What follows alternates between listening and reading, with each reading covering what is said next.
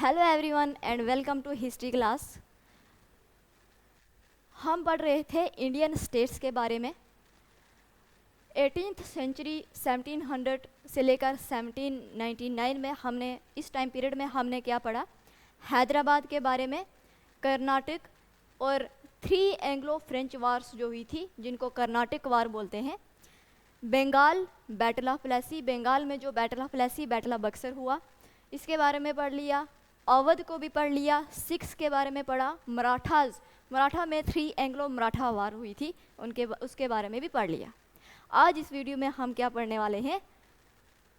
Economy, society, education and culture. 1700 से लेकर 1799 के टाइम पीरियड में इकोनॉमी कैसी थी, सोसाइटी कैसी थी, एजुकेशन कैसी थी और कल्चर कैसा था। चलिए स्टार्ट करते हैं। पहला टॉपिक है social and economic condition of people. इसमें इकोनॉमी, सोसाइटी एंड कल्चर इनका failed to make progress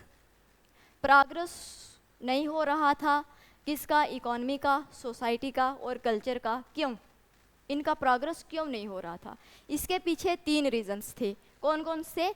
first, revenue demand जो थी वो इंक्रीज कर दी थी स्टेट ने। Second, operation of officials to peasant को दबाने की कोशिश करते थे ऑफिशियल्स जो उनसे टैक्स लेते थे या रेवेन्यू कलेक्ट करते थे। थर्ड, ग्रीड जो थी, जो लालच थी नोबल्स के बीच, लालच ज़्यादा हो गई थी नोबल्स के बीच। इन 3 रीजंस की वजह से इकोनॉमी, सोसाइटी और कल्चर, इन तीनों का प्रोग्रेस होना फेल हो चुका था, प्रोग्रेस नहीं कर रहे थे। अब सोसाइटी की सिचुएशन हम देखते हैं कि इस टाइम पीरियड में 18th सेंचुरी में सोसाइटी की क्या सिचुएशन थी। On the one hand extreme poverty and on the other hand extreme riches and luxury. जो गरीब थे वो गरीब होते जा रहे थे, जो अमीर थे वो अमीर होते जा रहे थे।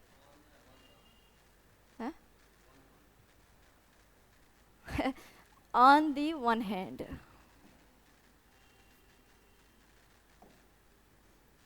ऑन दी वन हैंड या on the one side extreme poverty and on the other hand extreme riches and luxury. अब हम देखते हैं सबसे पहले किसके बारे में? इकोनॉमी के बारे में। 18th सेंचुरी में इकोनॉमी जो थी वो कैसी थी? सबसे पहले एग्रीकल्चर के बारे में देखते हैं। एग्रीकल्चर जो था वो टेक्निकली बैकवर्ड था एंड स्टैग्नेंट था। टेक्निकली बैकवर्ड था, इसकी वजह से जो प्रोडक्शन थी वो कम हो रही थी। टेक्नोलॉजी के ना होने की वजह से जो प्रोडक्शन थी वो कम हो रही थी। अब प्रोडक्शन कम हो रही थी तो इनकम भी कम होगी, इनकम कम होगी, लेकिन टैक्स जो था वो बढ़ाया हुआ था। टैक्स क्या था? ज़्यादा ले रहे थे। विलेज की इकॉनमी जो थी वो सेल्फ सफिशिएंट थी। विलेज की इकॉनमी सेल्फ सफिशिएंट थी। इसमें क्यों? जो इंपोर्ट था वो कम हो रहा था और जो एक्सपोर्ट था वो ज़्यादा हो रहा था।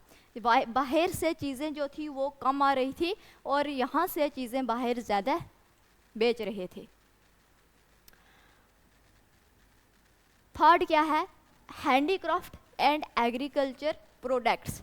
हैंडीक्राफ्ट और एग्रीकल्चर प्रोडक्ट्स में भी क्या था? सेल्फ सफिशिएंसी थी, सेल्फ सफिशिएंट था। यहाँ पर भी इंपोर्ट कम हो रहा था और एक्सपोर्ट ज़्यादा हो रहा था। इस वजह से क्या था? बैलेंस ऑफ पेमेंट पॉजिटिव था।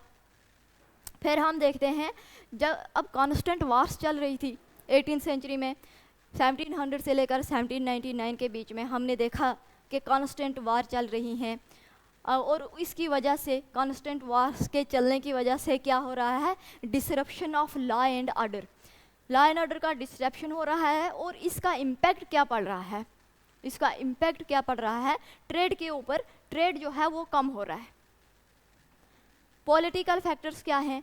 पॉलिटिकल फैक्टर्स में सिख, मराठा, मैसूर, ये अपने आप को एक्सपेंड करने की कोशिश कर रहे हैं, तो इसकी वजह से भी क्या हो रहा है, ट्रेड लॉस हो रहा है, ट्रेड का लॉस हो रहा है।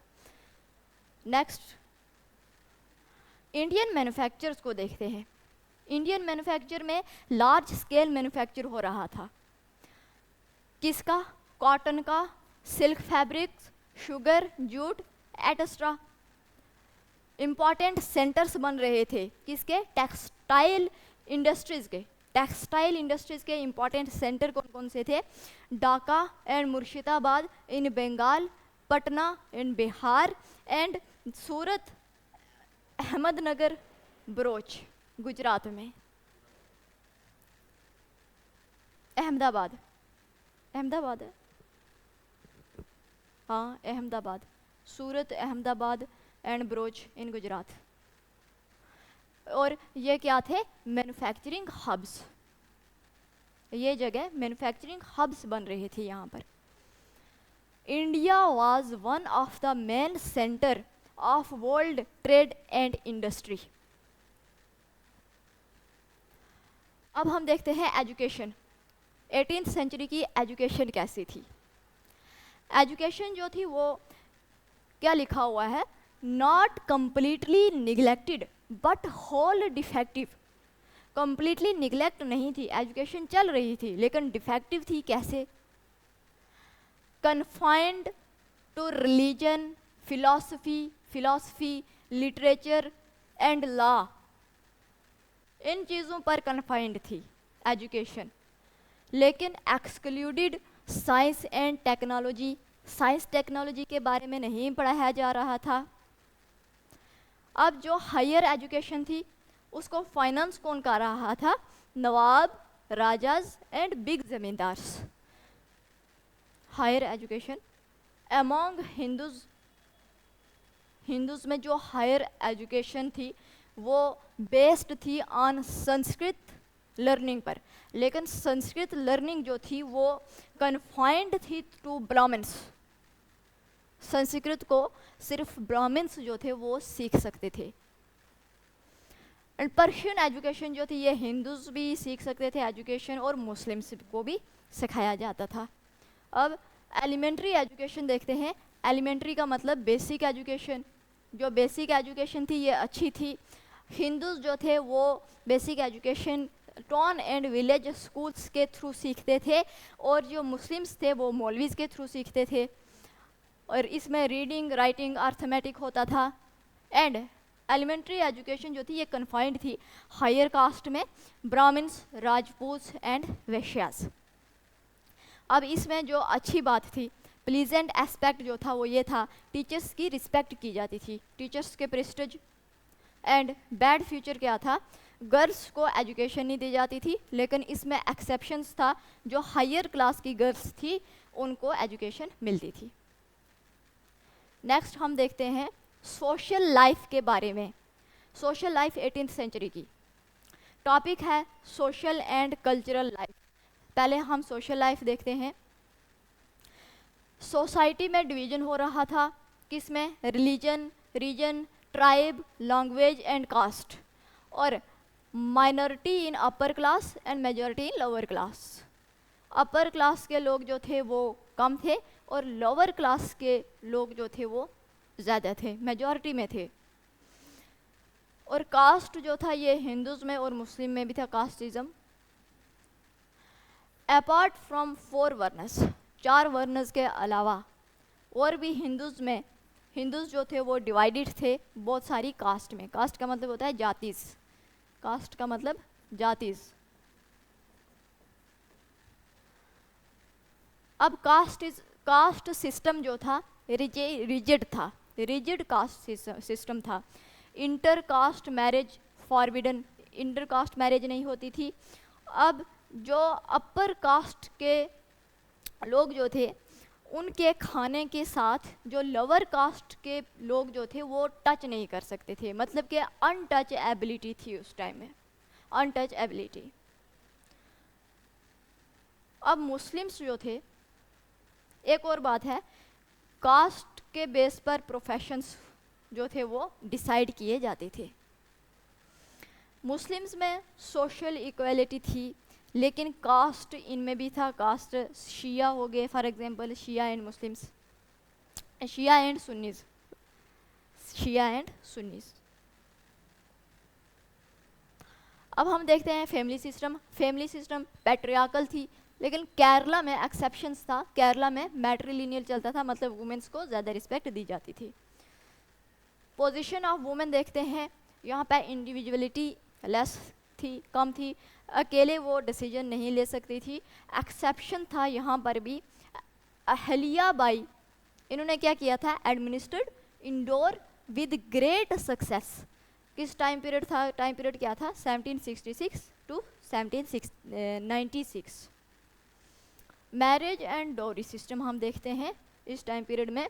जो डॉरी सिस्टम था ये कॉमन था बंगाल में और राजपूताना स्टेट में, लेकिन जो पेशवा थे, पेशवा कौन, महाराष्ट्र में जो मराठास थे, उन्होंने क्या किया, कर्ब टू सम एक्सटेंट, कुछ हद तक इन्होंने कम करने की कोशिश की, डॉरी सिस्टम को हटाने की कोशिश की। दो सोशल इवल्स थे, कौन कौन से, sati custom and condition of widows. Sati का मतलब Hindu widows burning herself along with body of her husband. अब ये सती सिस्टम जो था ये साउथ में अनकॉमन था, साउथ में जो था सती ये नहीं होता था, एंड मराठाओं में, Maratha did not encourage it, मराठाओं ने भी इसको एनकरेज करना बंद कर दिया। अब जो विडो रीमैरिज जो था, विडो रीमैरिज होता था नॉन ब्राह्मण्स में। पर्दा कॉमन था, पर्दा सिस्टम नॉर्थ में कॉमन था, but not practised in south. South में इसकी प्रैक्टिस जो थी वो नहीं होती थी, but not practice in south में नहीं होता था, ये कॉमन था हायर कास्ट में। और पर्दा का मतलब boys and girls not permitted to mix with each other, boys और गर्ल्स जो हैं वो एक दूसरे के साथ नहीं मिल सकते थे। And custom of early marriage था। नेक्स्ट हम देखते हैं आप कल्चर के बारे में। कल्चर में क्या था, sign of exhaustion but creativity continue, मतलब जब मुगल्स थे तो मुगल्स के टाइम पीरियड में आर्ट और लिटरेचर जो था वो अपने फ्लोरिश पर था। उसमें मुगल्स जो थे वो पैट्रोनाइज करते थे आर्ट और लिटरेचर को। लेकिन जब मुगल्स का डिक्लाइन हो जाता है, जब मुगल्स का डिक्लाइन होता है तो रीजनल आर्ट लिटरेचर का फ्लोरिश होता है। अब पेंटर्स जो थे मुगल स्कूल के वो माइग्रेट करते हैं और फ्लोरिश होते हैं कहाँ पर, एट लखनऊ, कश्मीर, हैदराबाद एंड पटना।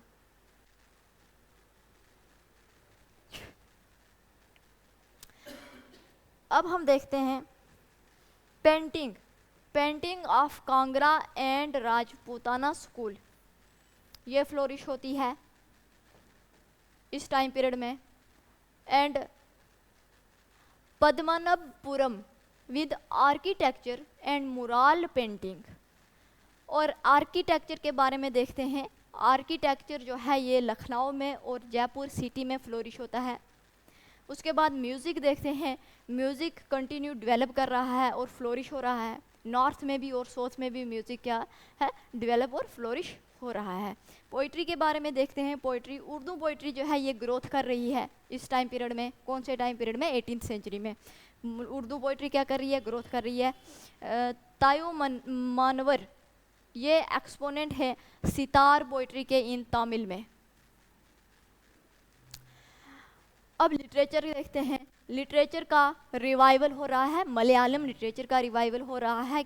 किसके under, Travancore rulers. Travancore rulers कौन, मार्तंड वर्मा और राम वर्मा, ये दो रूलर्स हैं, इनके अंडर पैट्रोनाइज हो रहा है किसका, मलयालम लिटरेचर का। और केरला में कथाकली लिटरेचर का पैट्रोनाइज हो रहा है, कथाकली लिटरेचर फ्लोरिश हो रहा है इस टाइम पीरियड में। आसाम लिटरेचर फ्लोरिश डेवलप हो रहा है किसके अंडर, अहोम किंग्स के अंडर। सिंधी लिटरेचर जो है इसका फ्लोरिश हो रहा है। अब दयाराम जो है ये ग्रेट लिरिस्ट हैं गुजरात में, great lyrist of Gujarat Dayaram. Heer Ranjha Punjabi में लिखी गई, किसने लिखी? बाई वारिस खान ने लिखी हीर रांझा। नेक्स्ट शाह अब्दुल लतीफ़, इन्होंने क्या कंपोज किया? कलेक्शन ऑफ पोइम्स कंपोज की जिसका नाम है रिसालो। नेक्स्ट अब हम देखते हैं कि जो वेस्टर्न यूरोप्स में क्या हो रहा है, साइंस का डेवलपमेंट हो रहा है, लेकिन इंडिया में क्या हो रहा है? साइंस का डिग्रेडेशन हो रहा है, डिग्रेड हो रही है साइंस, क्योंकि यहाँ पर लोगों का ज़्यादा ध्यान जो है वो किसकी तरफ है? ट्रेडिशंस की तरफ और सुपरस्टिशन की तरफ, ट्रेडिशन एंड सुपरस्टिशन। और नेक्स्ट क्या है? Friendly relation. इस टाइम पीरियड में क्या होता है? फ्रेंडली रिलेशन होता है हिंदू और मुस्लिम के बीच। और अब हम क्रक्स में देखेंगे, इस पूरे चैप्टर का क्रक्स क्या हो रहा होता है इस टाइम पीरियड में? Struggle for power and wealth, economic decline, social backwardness and cultural stagnation, ये सब कुछ हो रहा है। और इसका इम्पैक्ट जो है वो किसके ऊपर पड़ेगा? मोरल ऑफ इंडियन पीपल्स के ऊपर।